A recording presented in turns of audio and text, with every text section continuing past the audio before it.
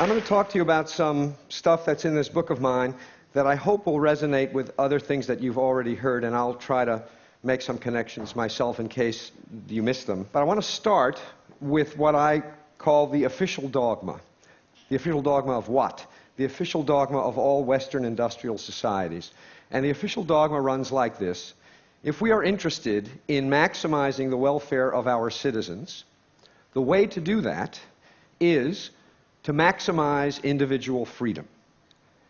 The reason for this is both that freedom is in and of itself good, valuable, worthwhile, essential to being human, and because if people have freedom, then each of us can act on our own to do the things that will maximize our welfare, and no one has to decide on our behalf. The way to maximize freedom is to maximize choice. The more choice people have, the more freedom they have, and the more freedom they have, the more welfare they have. This, I think, is so deeply embedded in the water supply that it wouldn't occur to anyone to question it. And it's also deeply embedded in our lives. I'll give you some examples of what modern progress has made possible for us. This is my supermarket, not such a big one. I want to say just a word about salad dressing. 175 salad dressings in my supermarket. If you don't count the 10 extra virgin olive oils and 12 balsamic vinegars you could buy to make a very large number of your own salad dressings in the off chance that none of the 175 the store has on offer suits you. So this is what the supermarket is like. And then you go to the consumer electronics store to set up a stereo system, speakers, CD player, tape player, tuner, amplifier, and in this one single consumer electronics store, there are that many stereo systems. We can construct 6.5 million different stereo systems out of the components that are on offer in one store. You got to admit that's a lot of choice. In other domains, the world of communications, there was a time when I was a boy when you could get any kind of telephone service you wanted as long as it came from Ma Bell. You rented your phone, you didn't buy it. One consequence of that, by the way, is that the phone never broke. And those days are gone. We now have an almost unlimited variety of phones, especially in the world of cell phones. These are cell phones of the future. My favorite is the middle one, the MP3 player, nose hair trimmer, and creme brulee torch. And if by some chance you haven't seen that in your store yet, you can rest assured that one day soon you will. And what this does is it leads people to walk into their stores asking this question. And do you know what the answer to this question now is? The answer is no. It is not possible to buy a cell phone that doesn't do too much. So, in other aspects of life that are much more significant than buying things, the same explosion of choice is true. Healthcare. It is no longer the case in the United States that you go to the doctor and the doctor tells you what to do. Instead, you go to the doctor and the doctor tells you, well, we could do A or we could do B. A has these benefits and these risks. B has these benefits and these risks. What do you want to do? And you say, Doc, what should I do? And the doc says, A has these benefits and risks, and B has these benefits and risks. What do you want to do? And you say, if you were me, Doc, what would you do? And the doc says, but I'm not you. And the result is, we call it patient autonomy, which makes it sound like a good thing, but what it really is a shifting of the burden and the responsibility for decision-making from somebody who knows something, namely the doctor, to somebody who knows nothing and is almost certainly sick and thus not in the best shape to be making decisions, namely the patient. There's enormous marketing of prescription drugs to people like you and me, which if you think about it makes no sense at all since we can't buy them. Why do they market to us if we can't buy them? The answer is that they expect us to call our doctors the next morning and ask for our prescriptions to be changed. Something as dramatic as our identity is now become a matter of choice, as this slide is meant to indicate. We don't inherit an identity, we get to invent it, and we get to reinvent ourselves as often as we like. And that means that every day when you wake up in the morning, you have to decide what kind of person you want to be. With respect to marriage and family, there was a time when the default assumption that almost everyone had is that you got married as soon as you could, and then you started having kids as soon as you could. The only real choice was who, not when, and not what you did after. Nowadays, everything is very much up for grabs. I teach wonderfully intelligent students, and I assign 20% less work than I used to, and it's not because they're less smart, and it's not because they're less diligent. It's because they are preoccupied, asking themselves, should I get married or not? Should I get married now? Should I get married later? Should I have kids first or a career first? All of these are consuming questions, and they're going to answer these questions whether or not it means not doing all the work I assign and not getting a good grade in my courses. And indeed they should. These are important questions to answer. Work. We are blessed, as Carl was pointing out, with the technology that enables us to work every minute of every day from any place on the planet, except the Randolph Hotel.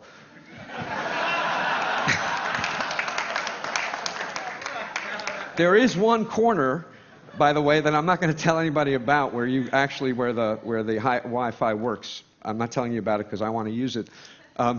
So what this means, this incredible freedom of choice we have with respect to work, is that we have to make a decision again and again and again about whether we should or shouldn't be working. We can go to watch our kid play soccer, and we have our cell phone on one hip, and our BlackBerry on our other hip, and our laptop presumably on our laps. And even if they're all shut off, every minute that we're watching our kid mutilate a soccer game, we are also asking ourselves, should I answer this cell phone call? Should I respond to this email? Should I draft this letter? And even if the answer to the question is no, it's certainly going to make the experience of your kid's soccer game very different than it would have been. So everywhere we look, big things and small things, material things and lifestyle things, life is a matter of choice. And the world we used to live in looked like this. That is to say, there were some choices, but not everything was a matter of choice. And the world we now live in looks like this. And the question is this good news or bad news? And the answer is yes. We all know what's good about it, so I'm going to talk about what's bad about it. All of this choice has two effects, two negative effects on people. One effect, paradoxically, is that it produces paralysis rather than liberation. With so many options to choose from, people find it very difficult to choose at all. I'll give you one very dramatic example of this, a study that was done of investments in voluntary retirement plans. A colleague of mine got access to investment records from Vanguard, the gigantic mutual fund company of about 1 million employees in about 2,000 different workplaces. And what she found is that for every 10 mutual funds the employer offered, rate of participation went down 2%. You offer 50 funds, 10% fewer employees participate than if you only offer 5. Why? Because with 50 funds to choose from, it's so damn hard to decide which fund to choose that you'll just put it off till tomorrow, and then tomorrow, and then tomorrow, and tomorrow, and tomorrow, and of course tomorrow never comes. Understand that not only does this mean that people are going to have to eat dog food when they retire because they don't have enough money put away, it also means that making the decision is so hard that they pass up significant matching money from the employer. By not participating, they are passing up as much as $5,000 a year from the employer, who would happily match their contribution. So paralysis is a consequence of having too many choices, and I think it makes the world look like this.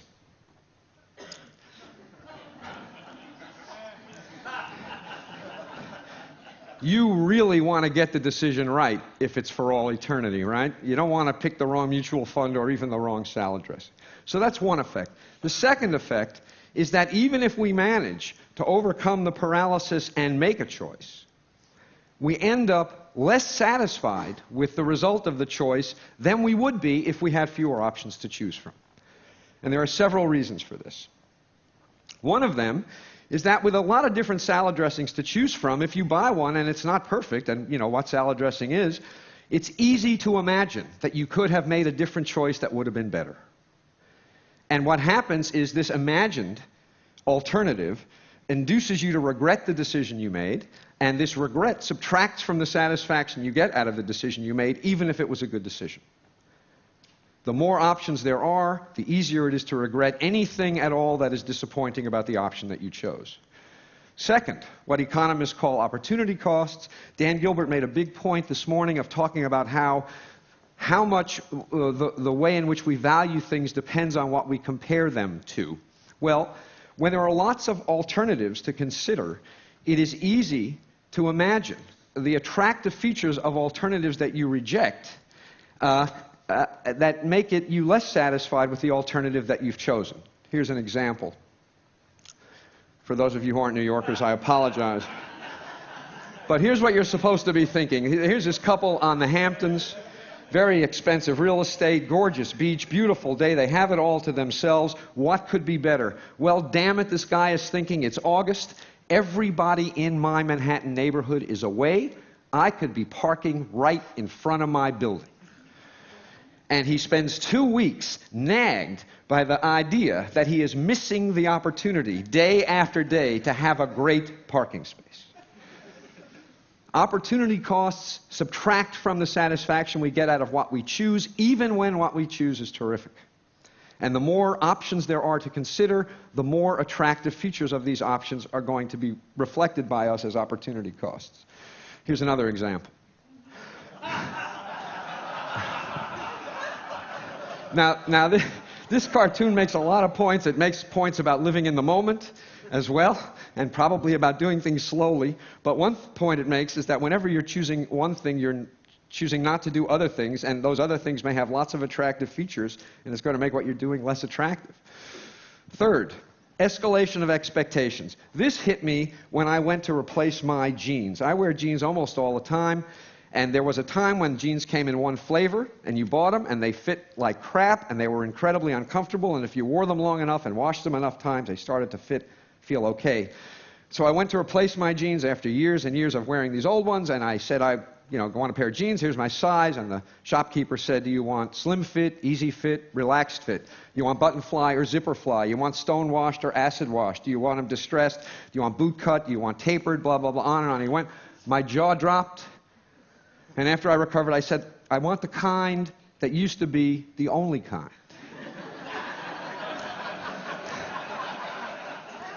He had no idea what that was. So I spent an hour trying on all these damn jeans, and I walked out of the store, truth, with the best fitting jeans I had ever had. I did better. All this choice made it possible for me to do better. But I felt worse. Why? I wrote a whole book to try to explain this to myself. The reason is, the reason I felt worse is that with all of these options available, my expectations about how good a pair of jeans should be went up. I had I had no particular expectations when they only came in one flavor. When they came in 100 flavors, damn it, one of them should have been perfect. And what I got was good, but it wasn't perfect. And so I compared what I got to what I expected, and what I got was disappointing in comparison to what I expected. Adding options to people's lives can't help but increase the expectations people have about how good those options will be, and what that's going to produce is less satisfaction with results even when they're good results. Nobody in the world of marketing knows this, because if they did, you wouldn't all know what this was about. The truth is more like this. The reason that everything was better back when everything was worse is that when everything was worse, it was actually possible for people to have experiences that were a pleasant surprise. Nowadays, the world we live in, we affluent, industrialized citizens, with perfection, the expectation, the best you can ever hope for is that stuff is as good as you expect it to be. You will never be pleasantly surprised because your expectations, my expectations, have gone through the roof. The secret to happiness, this is what you all came for. The secret to happiness is low expectations.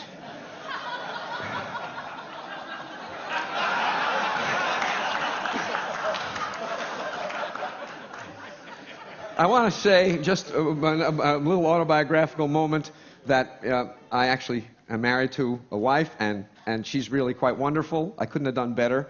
I didn't settle. But settling isn't always such a bad thing. Finally, one consequence of buying a bad-fitting pair of jeans when there is only one kind to buy is that when you are dissatisfied and you ask why, who's responsible? The answer is clear. The world is responsible. What could you do? When there are hundreds of different styles of jeans available, and you buy one that is disappointing, and you ask why, who's responsible, it is equally clear that the answer to the question is you.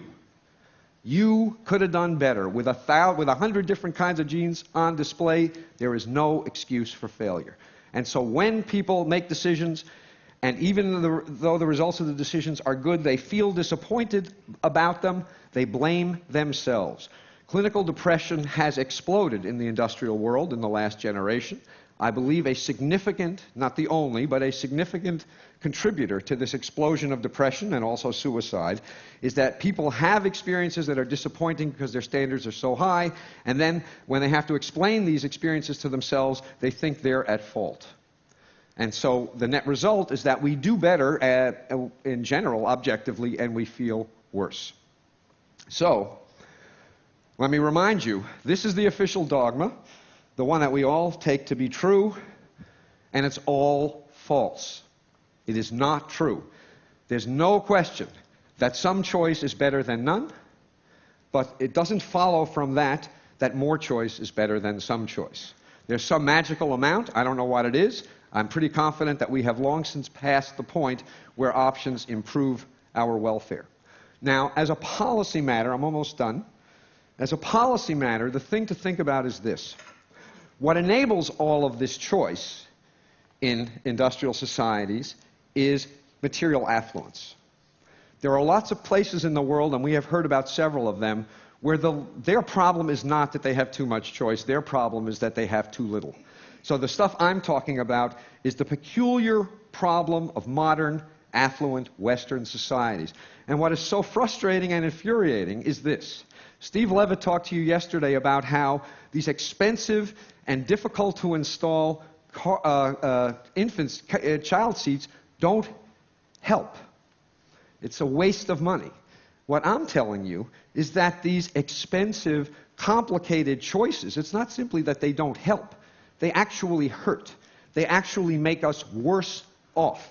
If some of what enables people in our societies to make all of the choices we make were shifted to societies in which people have too few options, not only would those people's lives be improved, but ours would be improved also. This is what economists call a Pareto improving move. Income redistribution will make everyone better off, not just poor people, because of how all this excess choice plagues us. So, to conclude, you're supposed to read this cartoon and, being a sophisticated person, say, what does this fish know? You know, nothing is possible in this fishbowl. Impoverished imagination, a myopic view of the world, and that's the way I read it at first. The more I thought about it, however, the more I came to the view that this fish knows something. Because the truth of the matter is that if you shatter the fishbowl so that everything is possible, you don't have freedom, you have paralysis. If you shatter this fishbowl so that everything is possible, you decrease satisfaction. You increase paralysis and you decrease satisfaction. Everybody needs a fishbowl. This one is almost certainly too limited, perhaps even for the fish, certainly for us. But the absence of some metaphorical fishbowl is a recipe for misery and, I suspect, disaster. Thank you very much.